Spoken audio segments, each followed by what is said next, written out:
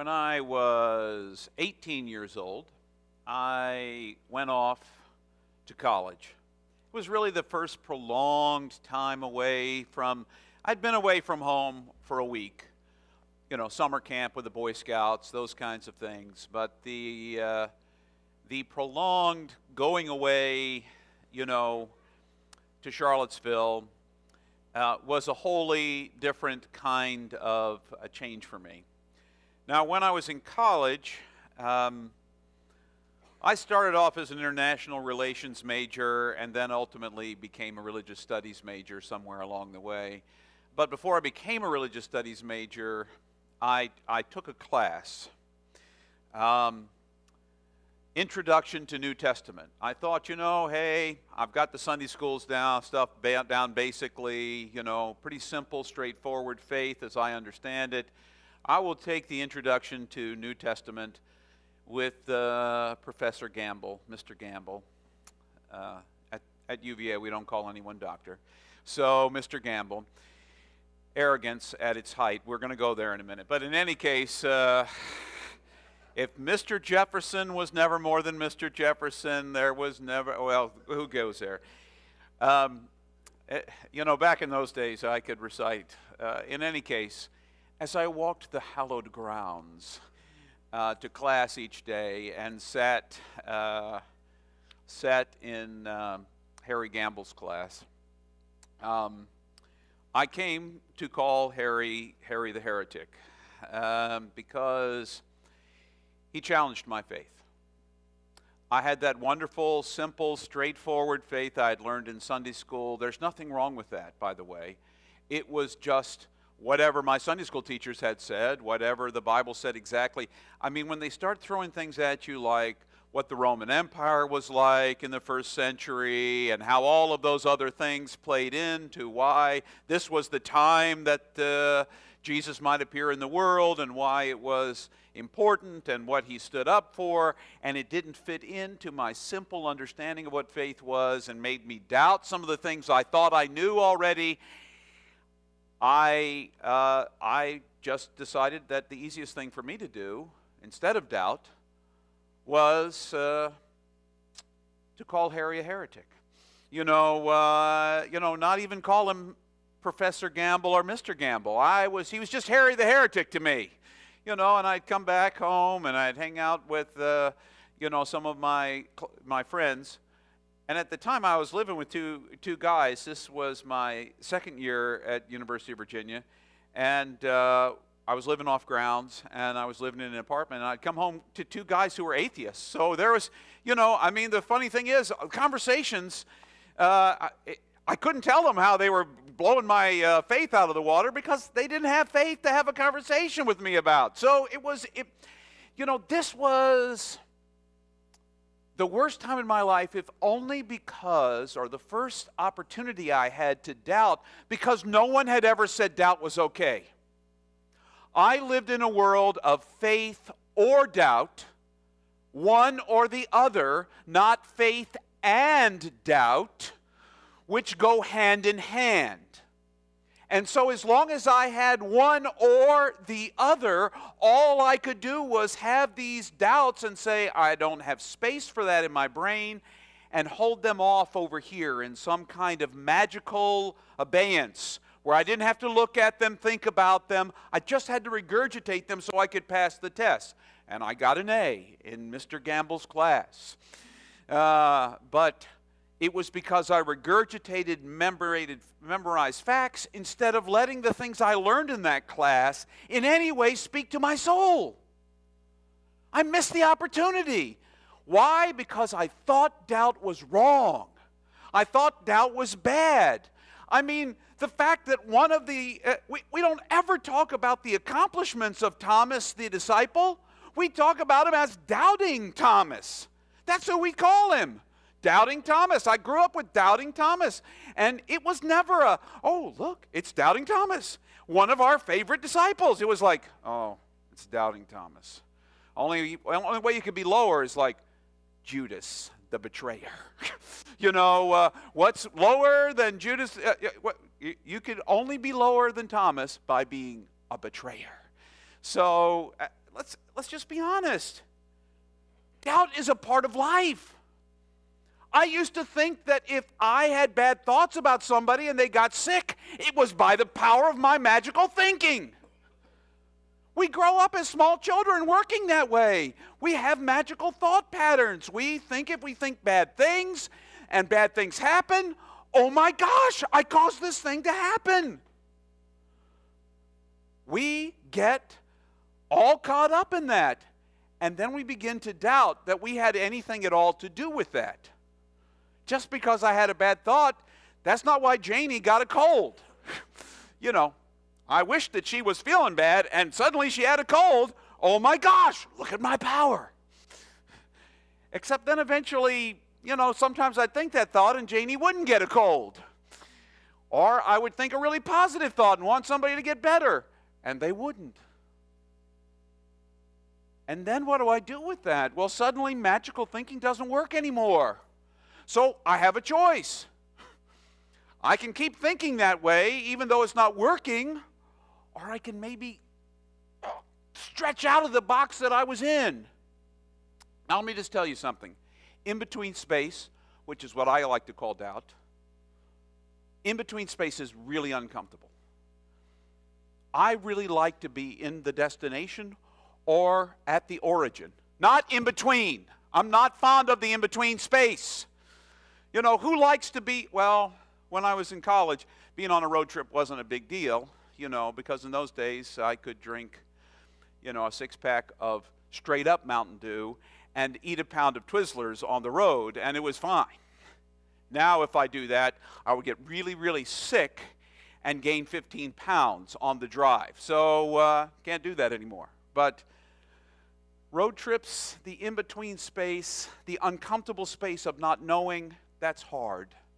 That is really, really a hard space to be. So you and I run away from it. Can we just be honest with each other? We run away from it. When I don't know the answer to the question, I don't know is not the first thing that comes out of my mouth. Somebody asks me a question, I don't say I don't know. I say, well, and then I make something up that sounds plausible. There's a reason why I always win that dictionary game where they give you a word and you have to make up a definition and it sounds plausible. I win that game because I can make a plausible definition out of something that's not even true. Now, never mind that as a pastor, people ask you really important questions and you make something up. It's not a good thing. So, and pastors do that as a regular, I'll just tell you, it's a regular practice. We make things up. I generally don't try to make things up, which is why you get a sermon like this on a Sunday morning. The fact is, I doubt. I struggle. I went into the living school thinking I was just going to deepen my faith and it was going to be an easy journey. 8 months in, I have entered the dark night of my soul, which works great for John of the Cross in the in the Middle Ages in Spain. It does not work so well for James when he's got to preach about something about God every Sunday, and sometimes he feels he's in the dark. It's not that I think God went somewhere. It's I can't see God the way I used to. I can't see and experience God the way I used to. Now I see God either everywhere or nowhere, and it's freaky. Some Sundays I stand up here and I look out at your faces, and all I can see is Jesus. All I can see is Jesus in every one of your faces. I could hold up a mirror and say, behold the image of God. Behold the image of God. And you could see yourself. Now, most of you would be uncomfortable with that. I did that recently. I was at a conference in Albuquerque, and they had a spiritual space, and you could go into the spiritual space. And in one of the corners of the spiritual space, it had a sign that said, behold the image of God. And right underneath it was a mirror. And you could sit in the chair and look. Behold the image of God. You are made in the image of God. The Bible says that. But I don't believe it. Most of the time I don't. You want me to tell you the truth? I don't believe it about me. I believe it about you. I have no problem believing it about you. There are some people maybe in the world have a little challenge believing it about. But that doesn't make it any less true. Doesn't make it any less true. But I can't see it when I look at myself in the mirror. Why is that? Why is that? And only I will be the one who can claim that for myself. You can't tell me, no matter how many times on a Sunday morning you say to me, James, you've got the image of God down. I can see it in you. You can say it 1,000 times, and I can't hear it. Just like when I say it to you, how many of you can really hear that you're the image of God? How many of you would be okay if I held up a mirror and said, behold, the image of God, when you see yourself? How many? You would doubt that too.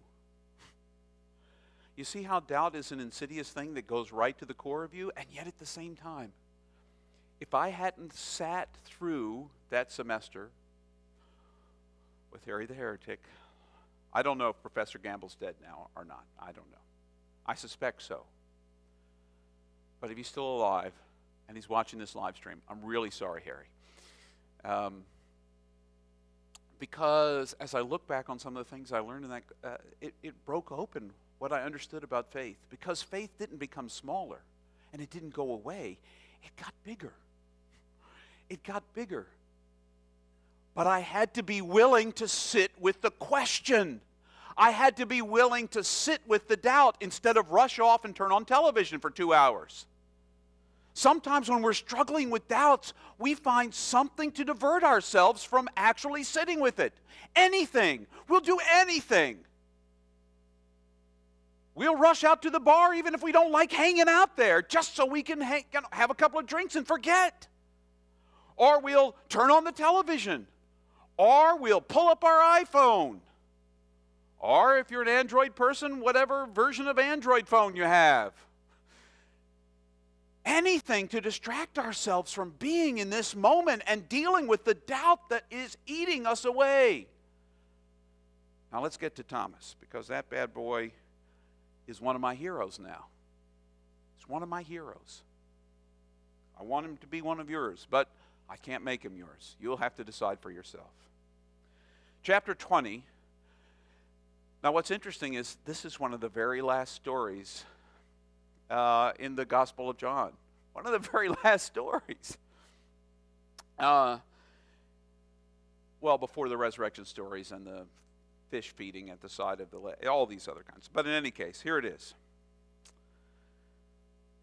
Chapter 20, beginning with verse 24. Thomas, the one called the twin, one of the 12, wasn't with the disciples when Jesus appeared to them.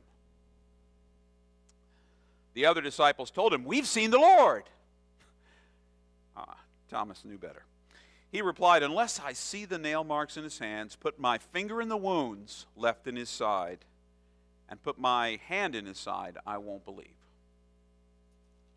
So, after 8 days of sitting with his doubt, I'm not believing this. His disciples were again in a house, and Thomas was with them this time. I've always wondered, where was Thomas that other time? Where did he go? I used to kid around and say I thought he went to like 7-Eleven to pick up like a gallon of milk. They ran out. Somebody had to go. He drew the short straw. I don't know. After 8 days, his disciples were again in the house, and Thomas was with them.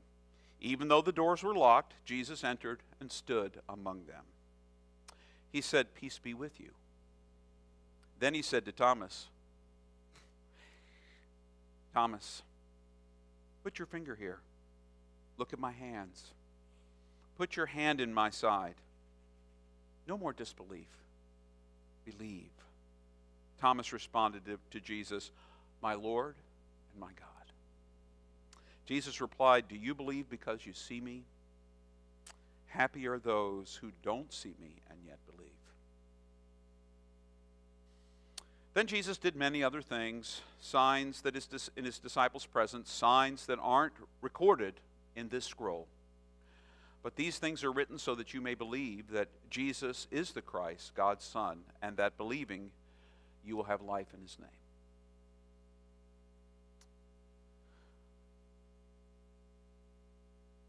Some scholars believe that's where the gospel originally ended. Doesn't that sound like the end? It picks up then in there's a whole other chapter, chapter 21.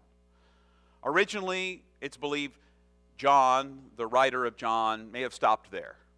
And then thought, well, maybe I'll tell a couple of those stories about how Peter wanted to be a fisherman all over again instead of actually being a disciple. So he goes back out and starts fishing.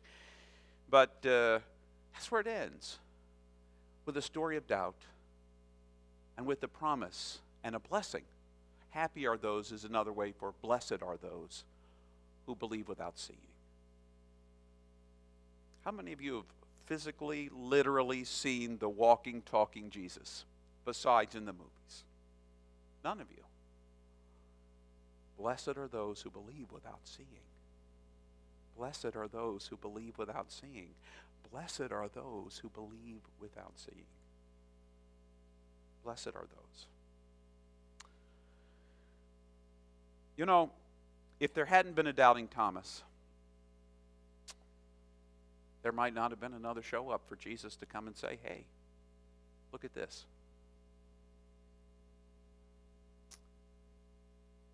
The first thing I noticed about this 20 years ago,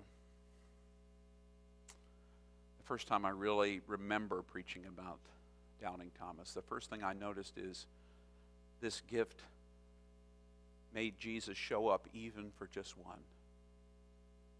And the one he showed up for was not the faithful one, but the doubting one.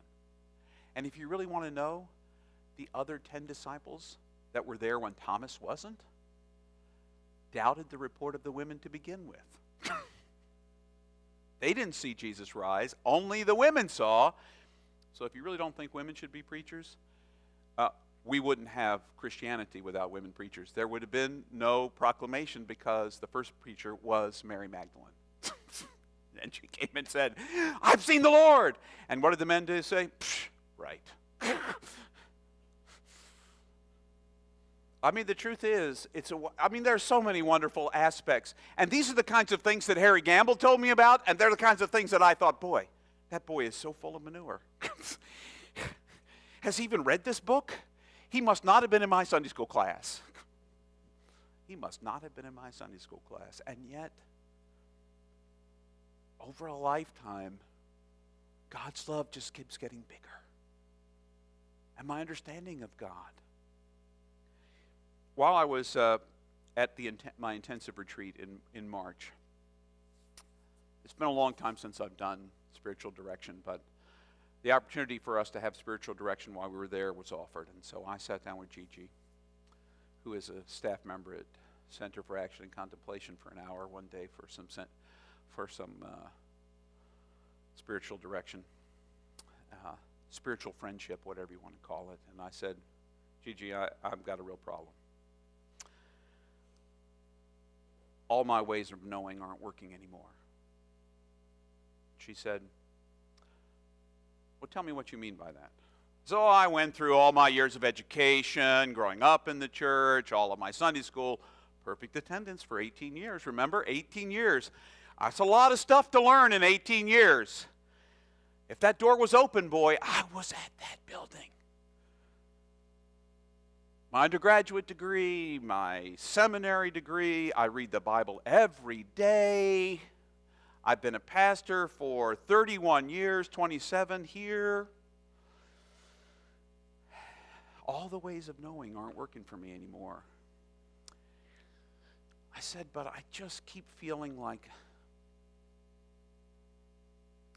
I'm falling into this abyss of something bigger than me. Something like love. And I'm kind of coming to love everyone and everything, and it is weird, but all the things I thought I knew in my head don't work for me anymore. And Gigi said this to me. You know, this is what spiritual directors sometimes, I don't know what they do. I don't know. But she said, you know, James, love is a way of knowing. Love is a way of knowing. And perhaps it's the only way of knowing God. If you're really honest with yourself, it's not about this, knowing God. Because I don't care how big your brain is and how smart you are, and a lot of you are pretty smart. I know that, because you come here to listen to me. So, how smart can you be? Some of you watch online. Smart, wicked smart. I know you're smart.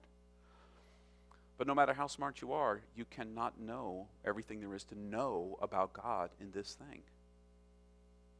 no matter how hard you study, no matter how many books you read about the book itself. You can't know all there is to know.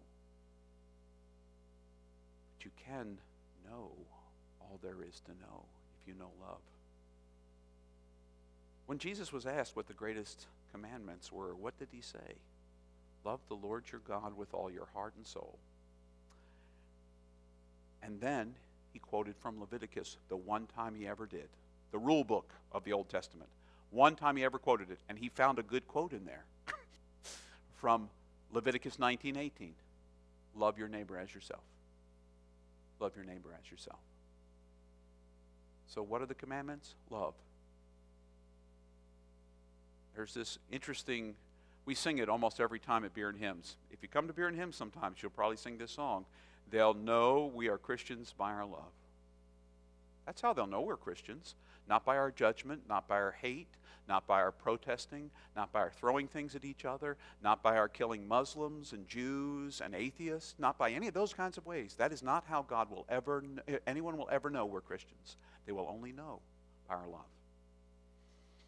Love is a way of knowing. And the deeper I fall in love with you and the world in which I live and this God, the deeper I know this God. And it's no longer a way of knowing that I can always talk to you about, which is probably freaky for you.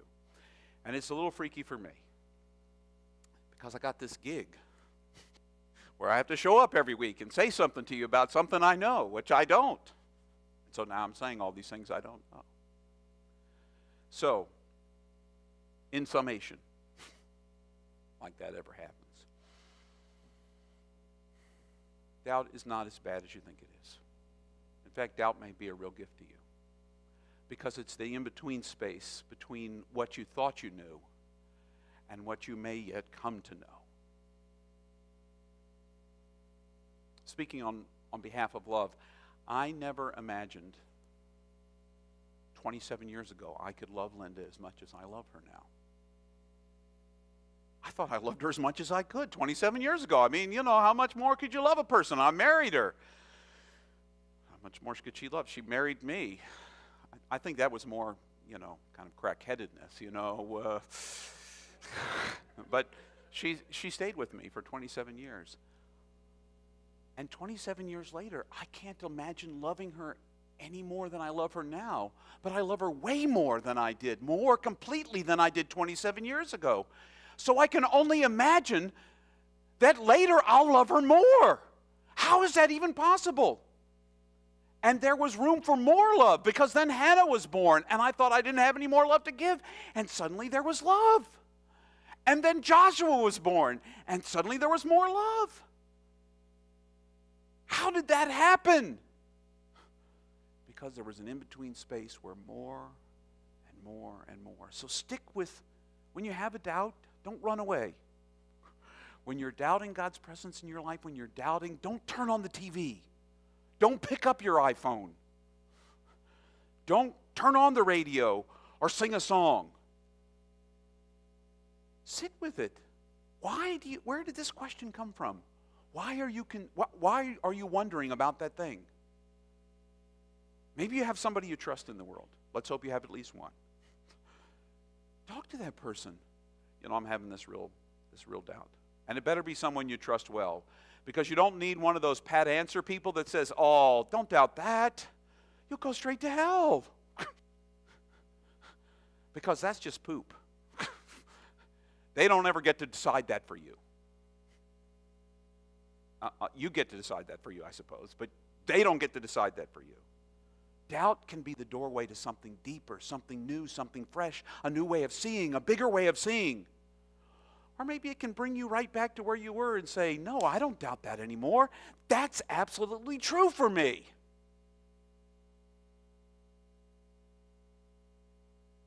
But you only find that out if you can stick with it.